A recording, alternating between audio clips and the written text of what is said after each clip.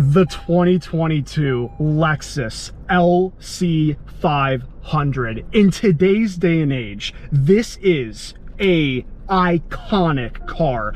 I mean, what other options do you have if you want a naturally aspirated V8 coupe? Not very many, but the LC500 is one, and oh my gosh, this is one of the best ones you can get.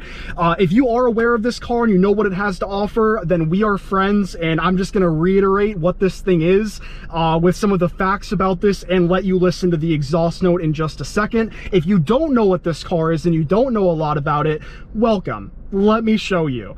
So we're going to be taking a look at the exterior, going for a drive, listening to the exhaust note, exploring the interior, which as you can see right now is just beautiful, and talk about, is this car really worth the $70,000 used price tag that the market is asking for if you want one?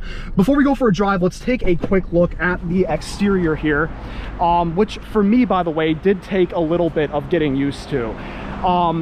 You know, it's a sleeper. It's a sleeper. You have to expect a sleeper design, and then you can really appreciate this car for what it is.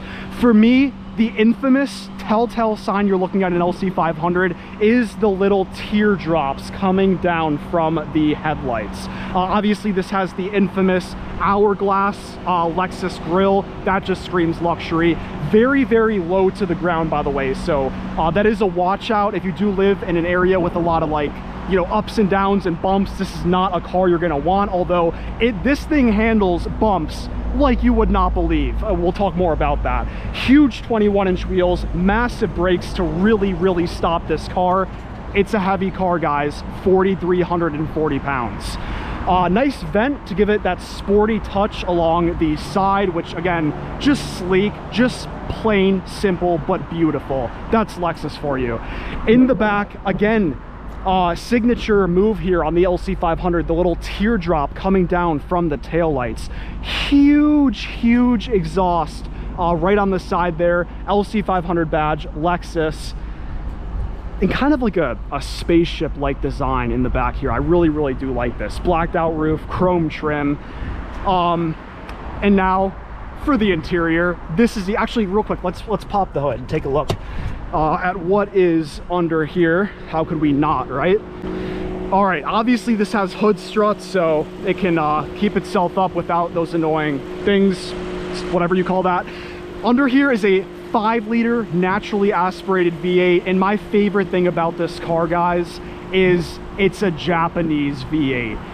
It ain't gonna break unless you do something seriously wrong. This is going to last you a long time. I look at cars like the IS500, the RCF, and the LC500 is sort of like a true gentleman's Mustang GT car, right? Because you can get a Mustang GT, American-made 5-liter V8, but you want the Japanese-made V8. Trust me when I say that. All right, guys, first and foremost, every single thing you touch in here is just, it is so nice. How about when you look up? Well, the whole roof is Alcantara. I mean, guys, I've never found myself wanting to touch the roof of a car. I might be the first person in existence to ever touch parts of this car. But when you look up and you see it is a paint-matched Alcantara roof, how can you not? Obviously, this has a sunroof as well. And guys, this is just all prime luxury. I've driven a 2024 Mustang GT, again, American-made 5-liter V8. Sounds phenomenal, performs phenomenal, but when you hop inside of the LC500 or even the RCF, the LC500 really brings it to the next level. We'll talk more about that, but it's like, oh no, I'm good. I don't want a Mustang GT at all. I'm not even considering that car anymore. I want this. Especially, I would argue a convertible version of one of these is really what you want due to the fact that this is the ultimate Grand Tourer. Seatbelt on because we are going to be doing some hard pulls, of course. And by the way, you immediately know that the convertible is what you want because the convertibles are just more expensive. They are harder to find, they are priced higher. The coupes, I mean, if you want a decent, a pretty good condition LC500 used, you're looking at a price tag starting at right around $70,000. But if you go convertible, to get a good example of one of those, you're probably looking more towards the 75, 80,000. So, and I can see why, because a convertible version of one of these would just be quite the experience. All right, off we go. And the first impressions here, guys, is we are taking off in comfort mode as indicated inside of the gauge cluster.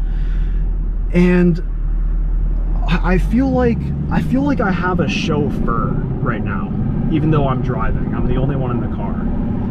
This is possibly the most comfortable, luxurious feeling car I have driven yet.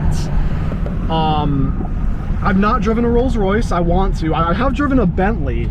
This feels better than the Bentley. Mind you, the Bentley was a 2014. Let me shut up about luxury though. Let's pop this thing into sport. Sport plus, because it has that setting. And let's take off here. Are you ready? Let's pop it into manual mode. Take a listen.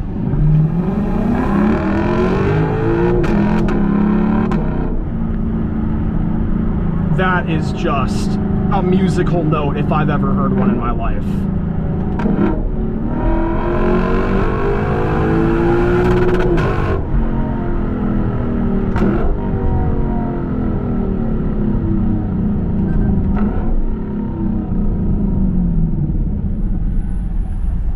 Guys, it is very weird hearing that exhaust note come out of this car.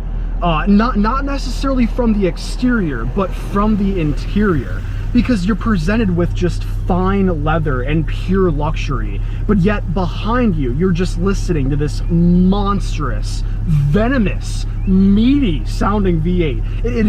It's like, but it blends together so nicely for some reason. Because I would love a luxury car. I mean, honestly, if I could afford a $70,000, $80,000 like smooth rider, I'd love it. But I always, in the back of my head, I love sportiness. I'd want something quick. I'd want something that sounds great. And this gives you just the perfect blend of both worlds. And hold on, green light, here we go.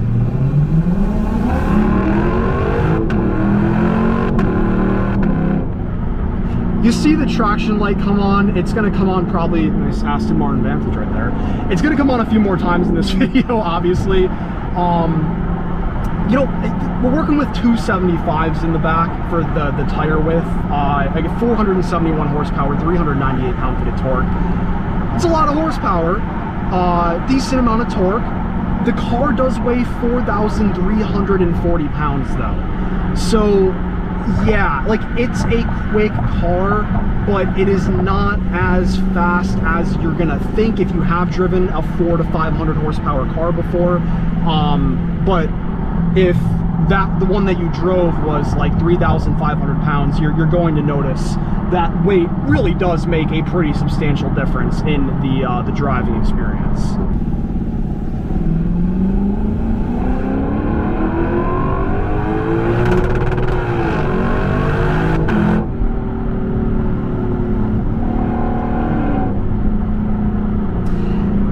Now, when I first did my first few accelerations in this car, I found myself wondering, does this need an exhaust upgrade?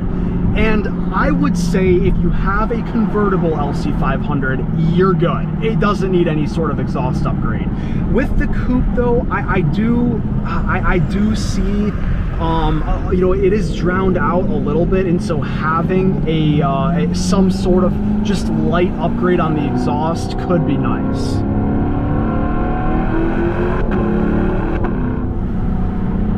But nonetheless, guys, trust me, stock exhaust, windows up, listening to that, it just doesn't get old.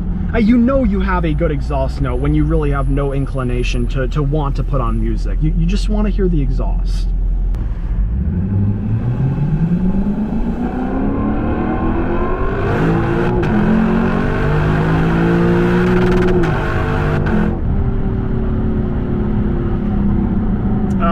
Thing that is a little bit rough about this car is this is a car that cops will hear, cops will see, But what is really nice is it is so undercover. And this really is a car that you have to be a car person to see an LC500 and go, it's an LC500. Like, most people are gonna look at this and just be like, oh, it's a Lexus, like, nice car. It is so much more than that, so much more than that. And not just from a performance and meaty V8 standpoint.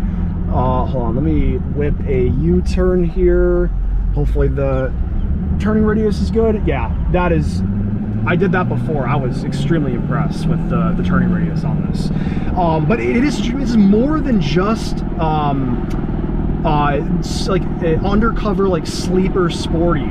It is also beyond the level of luxury you would think it is. I really do mean that. I mean,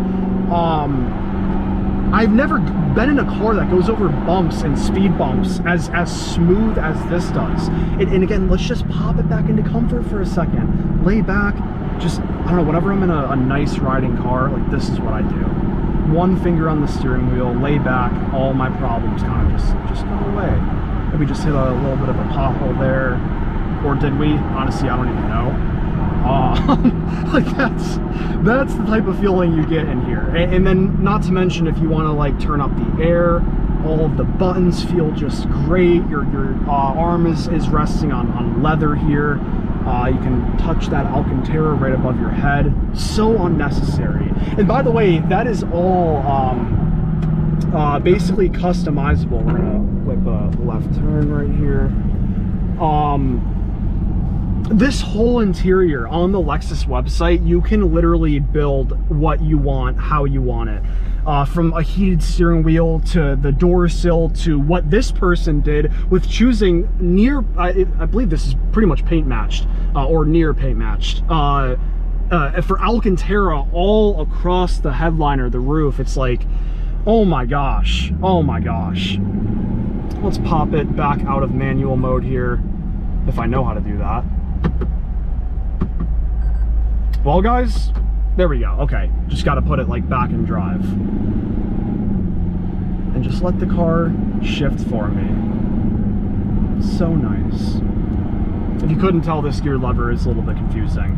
Also, next to the gear lever, by the way, you do have your rear spoiler, which is adjustable. You can raise that up, lower it down, depending on how hard you want to flex on people. Although, again, this isn't a flexing car. Like, you do raise that up, it's like, that's cool, but still, no one's really gonna know that you're in an LC500.